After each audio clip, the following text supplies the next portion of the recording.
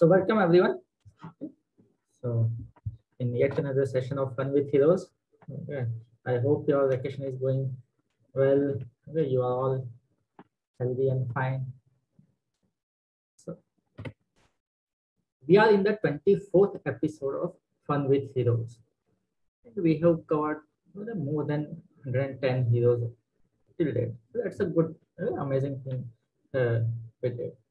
So now, who are the heroes for this week? So we have two people from army this time, okay, and they have amazing stories. There is one scientist and there is one very well-known freedom fighter, and who did amazing things, okay, during the freedom movement, actually, especially the early years of the freedom movement. So anyone knows anyone here? There are four people we have. No. Oh, yeah, that's fine actually. Yeah, okay. So, but I can tell you that these are amazing stories we have. Okay, you might have heard these names. Okay, even during our earlier stories. Okay. Let's see who these people are. Okay. Gopal Krishna Gokhale. Yes, we have one Gopal Krishna Gokhale. That's good. Nice. And that's the first story we have. So this is a story of a legend whom Mahatma Gandhi is also considered as his guru, political guru. Okay. And it is on the advice of Gopal Krishna Gokhale only that Gandhiji moved from South Africa to India. Okay. So who was Gopal Krishna Gokhale? So Gopal Krishna Gokhale was born in Kotluk village of Maharashtra, Konkan area. Okay, on 9th May 1866, which is today. Okay, today is his birth anniversary. So he was a leader of social political reforms and among the most influential leaders of Indian National Congress in his time. And that was the early 19th century. Okay, he was a very much influential figure, not only in Pune and Maharashtra, but across India. So he was one of the first generations of Indian to receive a university education, okay, from the Bombay's Elphinstone College. So he graduated from there. Then he came to Pune, taught mathematics at a school. He became a professor at the Ferguson College, that is FC College in Pune, where he taught what he did in Ferguson College. So he taught political economy and history. Okay. And in Pune, he met Mahadev Govind Ranade. Now remember, Mahadev Govind Ranade was another great person whose story we covered in January. Okay, so Ranade became his mentor. Okay, so Mahadev Govind Ranade was again doing a lot of things. He was a justice. He was a judge in the High Court. He was educationalist. He was also a social reformer. And once Gopal Krishna Gokhale met him, Ranade became his mentor. Okay. And Ranade helped Gopal Krishna Gokhale in establishing Servants of India Society in 1905. Now, what was the Servants of India Society? It was formed to train Indians to raise their voices against social evils and promote nationalism. So it was basically to help Indians, okay, to raise their voice against the British Raj and basically do the social service, different type of social service. So they built schools. They started night classes for adults. They even started mobile libraries, this kind of work. And these were mostly around Pune and spread across different regions. Gokhale also worked on women's education, widow remarriage, among other social reforms. He also worked on increasing the age of marriage to abolish child marriage. Okay, so he also contributed in those things. So he was a very active social reformer of his era. And within political struggle, he was a very important figure in Indian National Congress. Okay, he joined it in 1897 and rose to ranks, and he left his job and permanently started working on the political reforms. So in 1905, he became the youngest leader ever to become the president of Indian National Congress. Okay, at the age of 39 years. Until that, he is the youngest one. Okay, Indian National Congress is a very old organization. And there have been many presidents. Okay, as from Sarojini Naidu to Annie Besant to Sardar Patel to different people like Jawaharlal Nehru and Subhash Chandra Bose, and different people have become the president. But Gopal Krishna Gokhale was the youngest. Okay, till date.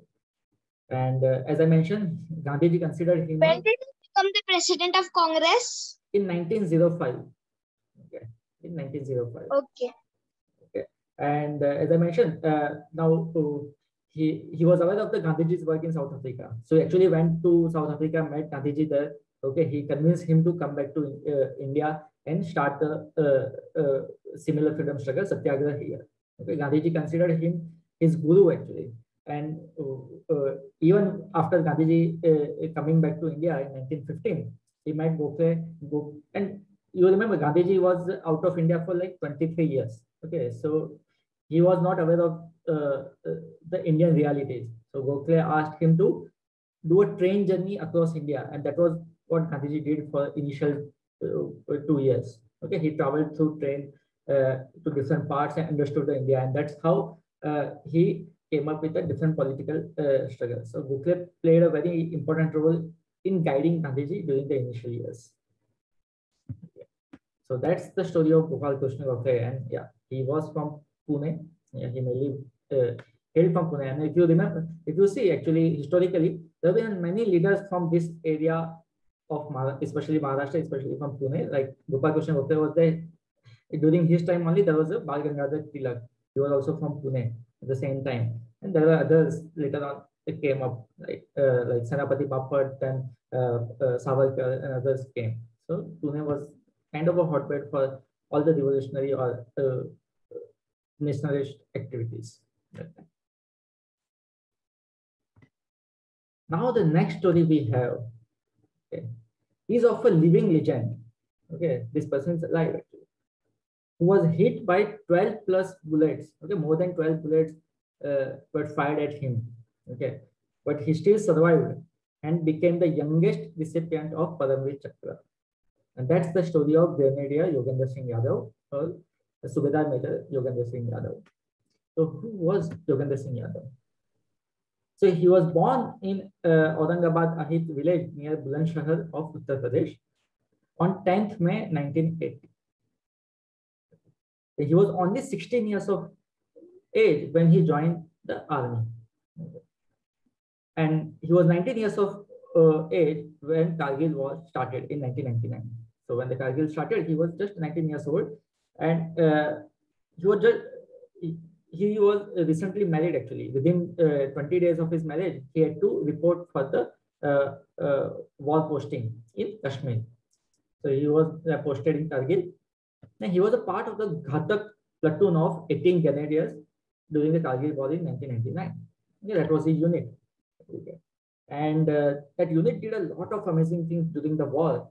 Okay. And the story of Yogendra Singh Yadav is one of the topmost stories of the Kargil war. So what was the story? So now this Ghatak platoon was earlier was given the task of capturing Tololing. Okay, there was a शिकायत लगाई कभी वो close हुआ नहीं तो वो chapter ना उसकी फैमिली हेल्प कर पाई ना कोई दोस्त कॉमन थे ना वो हेल्प कर पाए तो मैं ये कहना चाहूंगी कि लड़कियों को जो है पुलिस की हेल्प लेनी चाहिए. So let me start again. Yeah. So during the Kargil war, the Ghatak platoon was initially given the task of capturing Tololing. Tololing was one peak in the Kargil area. That was they successfully captured that. Okay. Now there was another strategic hill, okay, which was a Tiger Hill.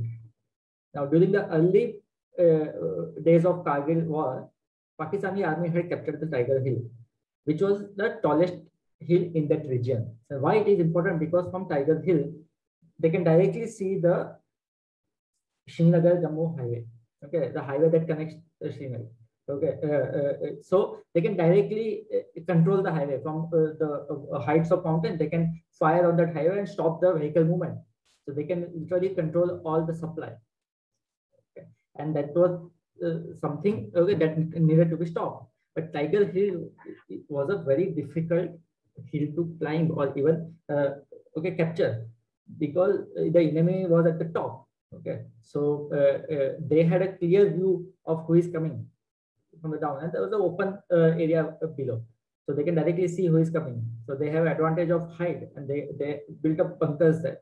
So it became very difficult to capture that. So Indian Army made a multiple attempts actually, and those attempts failed actually. Initially, many people died.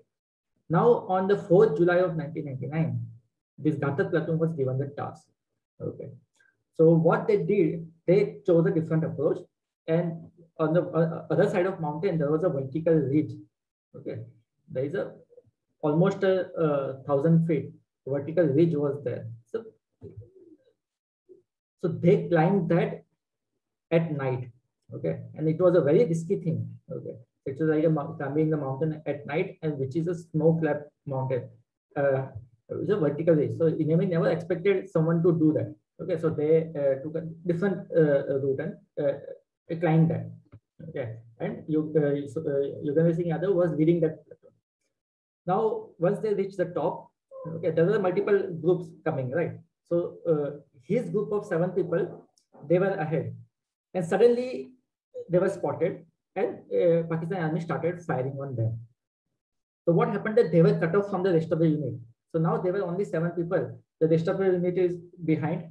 Okay, they had no idea what is going on ahead, and they were surrounded by the Pakistan Army. So there was a bunker nearby. So they someone threw okay, one person from that unit threw a bomb inside that. Okay, grenade inside that and killed the Pakistani soldiers there.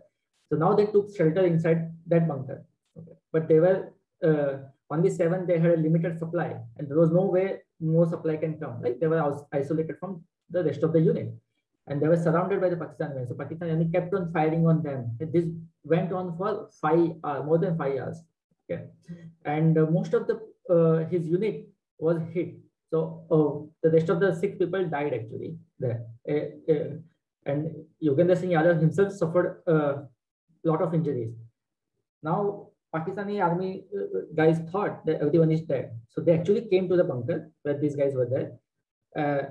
And they actually cross-checked if everyone is dead. So they even fired. So Yugandhar Singh Yadav was injured. He was not dead that time. But still, he decided to lie down. Okay, so that they don't suspect that he's alive. Even then, he was hit by multiple bullets. Okay. But then, what happened that he saw that these guys are going back. So he found he could literally see anything. So there was a blood dripping on his eyes. His hands were not moving. He was not able to get up, but he still somehow managed to take out a grenade and threw at the Pakistani guys. He killed a couple of them. Then he operated his own gun and killed the rest of the 7 soldiers there. Okay, but he knew that his task is not finished. Okay, he somehow have to live. Okay, he cannot die because the rest of the army, Pakistan army people, and there were 35 of them. They will come immediately after hearing the sound. They will come back. So he has to inform his unit, which was below, about the attack that is going to come. So what despite all the difficulties, he crawled outside the bunker, and there was a nala. Okay, there's a river outlet, a small water outlet that was going on. He jumped inside that, and then using that, he reached his unit. When his unit saw him, they took him out, and he was barely able to say anything, but he still managed to tell them about what has happened and that the Pakistan army is coming for the attack. So this way he saved a lot of people. Okay. Of course, he couldn't take a part in the war after that because he was grievously injured. So he was airlifted to the Srinagar hospital and then was treated there.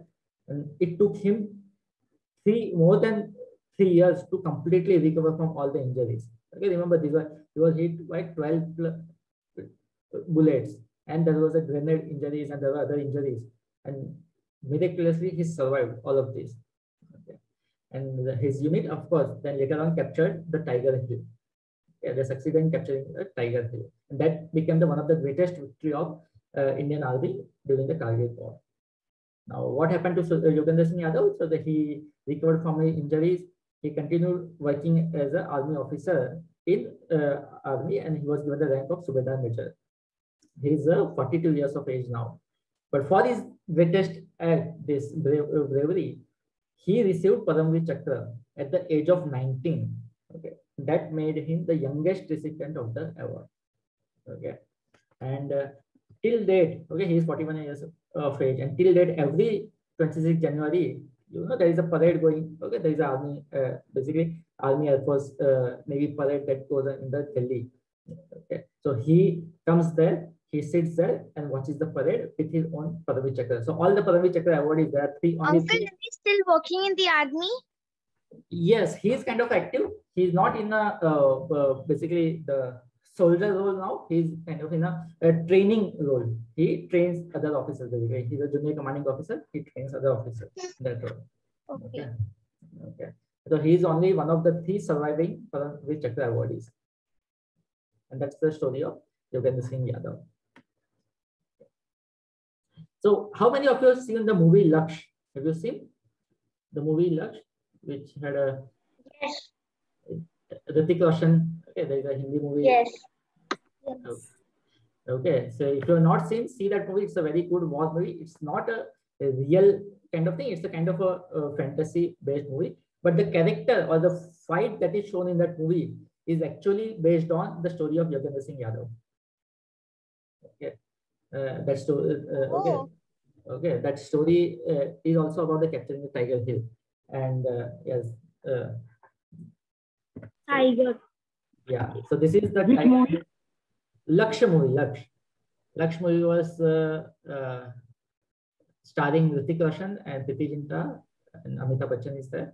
It's a kind of a war plus motivational movie. It's a very well-made movie when it comes to the war part. Okay, so it is based on the Kargil War, especially the Tiger Hill capture. So this is okay. This is the left-hand side. We have a photo of a Tiger Hill after it was captured. Okay, and right-hand side we have that Paramveer Chakra. Okay, you might have been wondering what exactly the Paramveer Chakra looks like. So this is how the medal looks like. Okay, so that's the Paramveer Chakra.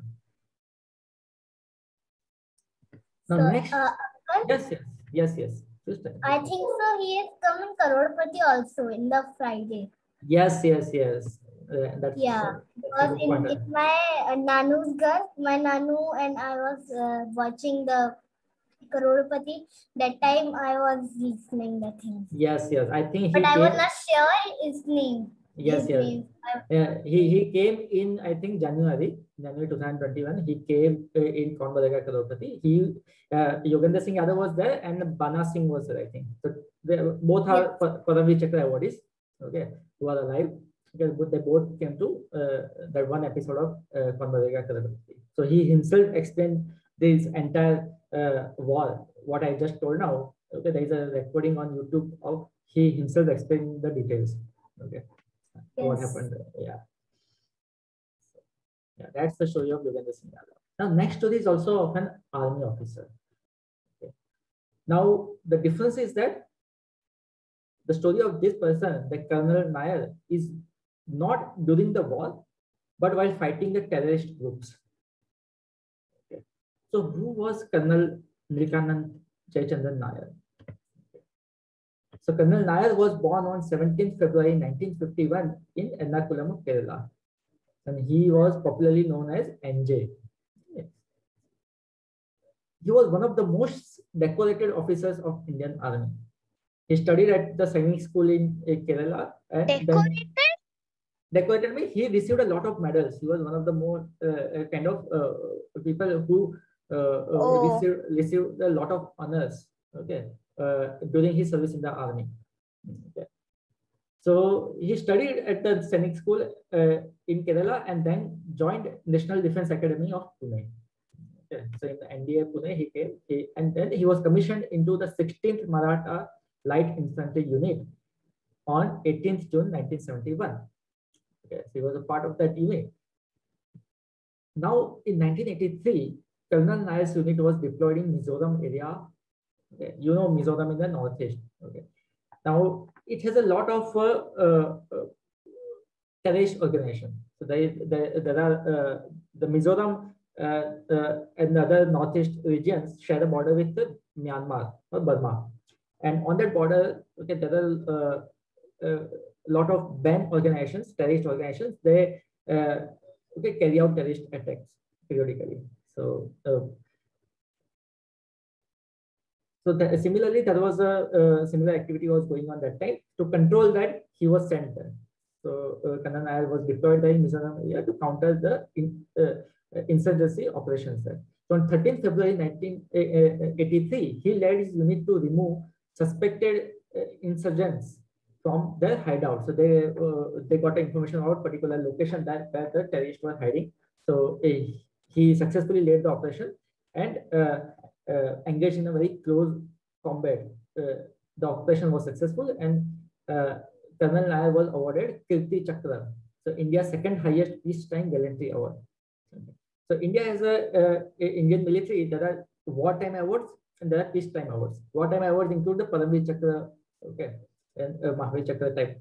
They are given for the bravery during the war, and there are awards which are given when you do such operations which are not part of the war.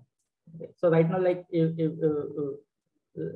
you see the Uri or the surgical strike that was done, that was not during the war. Okay, that was during the peacetime. So those operations, for those operations, there is a separate category of awards. Okay, the similar operation was done by the Colonel Nair in 1983, and for which he was given the Kirti Chakra, which was the second highest peacetime gallantry award. After that, okay, he continued working in the army in the different operations. Now in 1993, he was again deployed in Nagaland with his unit, nearby state of Mizoram. On 20th December 1993, their convoy was ambushed by around 100 insurgents using automatic rifles in a pre-planned attack. So they were traveling, okay, the convoy was going to a certain area, and the terrorists attacked them suddenly. So they were ambushed, okay, a planned attack. So they were outnumbered, definitely. The Indian army had a limited soldiers, while the terrorists were 100. Okay, so they were like surrounded on all sides. So the terrorists killed one junior commissioned officer and 13 Jawans on the spot. Now, Colonel Nair was leading this unit. He himself was injured, but he did not lose courage and led his team bravely. Okay, even in this crisis situation, he guided them. Okay, and unmindful of his injuries, he motivated his unit and organized the counter-attack. Okay. And because of this, the insurgents or terrorists were forced to retreat. Okay, so they did such a counter-attack that terrorists were forced to retreat from that area. Okay, but by the time help came, Colonel Nair could not survive. He died there. And for this act of fighting the Naga terrorists, he was given the nation's highest peacetime gallantry award, which is Ashok Chakra, okay, for his outstanding courage and supreme sacrifice. So he received both. In 1983, he received Kirti Chakra. In 1993, he was honored with Ashok Chakra. And okay, till date, he is the only Indian to be awarded both of these awards, Kirti Chakra and Ashok Chakra. So that's the story of Colonel Nair. Okay. And these are the Kirti Chakra and Ashok Chakra. As I mentioned, these are given during the peacetime operations. Like another peacetime operation that happened was the Mumbai terror attack. Okay, when the terrorists attacked the Mumbai. Okay, so that was another operation that happened. And the officer involved that were given the similar awards that time. To quickly go to the next story, is Shanti Swarup Bhatnagar. It's the story of a scientist in whose honor we have one of the most prestigious scientific awards. Okay, there is one thing that scientists receive some awards, but here is a scientist in whose honor there is an award. Okay, one of the India's most prestigious award is there. So who was Shanti Swarup Bhatnagar? He was born on 21st February 1894 in Behra, which is currently in Pakistan. At the age of 17, Bhatnagar had published his first science paper in 1911. So he was a child genius kind of thing. At the age of 17 itself, he started doing scientific research. He completed his BSc in physics from the college in Lahore, and then he did MSc from chemistry, and then he received scholarship to study America. So he was about to go to America, and that time people would go via ship. What happened that he was on board to a ship to go to America, but World War I started, so he could only go to England. Okay, and then he continued his studies in England only, in London University. In this, and in 1921 he came back to India and joined the Banaras Hindu University as a professor of chemistry. Then he moved to Punjab University in Lahore and remained there for 3 years. Okay, that till 1940. What was great about Dr. Bhatnagar? So he was very mathematical in his research, but he also solved a lot of industrial problems. His main work was in chemical industries, okay, because he was a professor of chemistry. So, but he also provided many industrial solutions. So in 1939, he was appointed as an advisor on scientific and industrial research to the government of India. And he was a founder director of Council of Scientific and Industrial Research, which is CSIR, which is still active. The CSIR is still active, which oversees a lot of research work in India. And when the India got independence, there was a need to establish scientific infrastructure. Okay, for the new nation, there was a need to have a proper infrastructure for science. So he took care of building the science and technology infrastructure after independence. He is credited with establishing 12 national laboratories in as many years. Okay, this included National Chemical Laboratory, which is NCL in Pune, and National Physical Laboratory in Delhi. So the NCL is in Pune, in Pashan area. And these are the very premium research issues. So these are the things he established. He took care of those things. He held many high offices. He was the first secretary to the Ministry of Natural Resource and Scientific Research, and also secretary of the Atomic Energy Commission. His contribution is in vast area of different scientific streams. He was knighted in 1941 and was elected fellow of the Royal Society in 1943, and he was awarded Padma Bhushan in 1954. So, as I mentioned, India won the most prestigious science award, which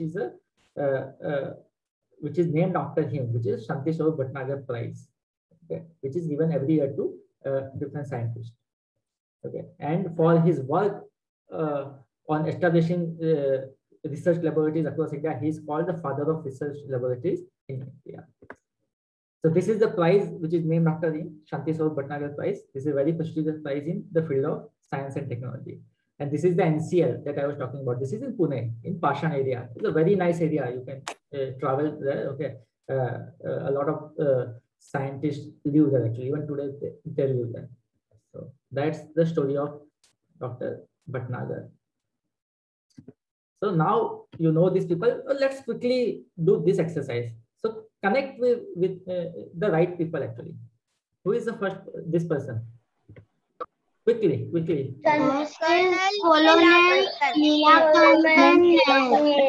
Okay, Colonel. Second is Gopal Krishna Gokhale. Third is Shanti Swarup Bhatnagar. Fourth is Shanti Swarup. Grenadier Yogendra Singh Yadav. Great. Okay, so let's see what next doctor we have. Oh, now let's connect this thing. The servants of India Society. Servants of India Society. Rather. Who is associated with this? Who founded this society? Gopal Krishna Gokhale. Gopal Krishna Gokhale. Gopal Krishna Gokhale. Kargil War 1999. Who among these? Yogendra Singh Yadav. Yadav. Right. Father of research laboratories. Chakra and Ashoka Chakra as Shanti Swarup Bhatnagar. Right, Shanti. And who is the father of research laboratories? Shanti Swarup Bhatnagar. Shanti Swarup Bhatnagar. Right. Perfect. Now you know a lot of things. Great. Okay. So with this, we come to the end of this session. Okay. Thank you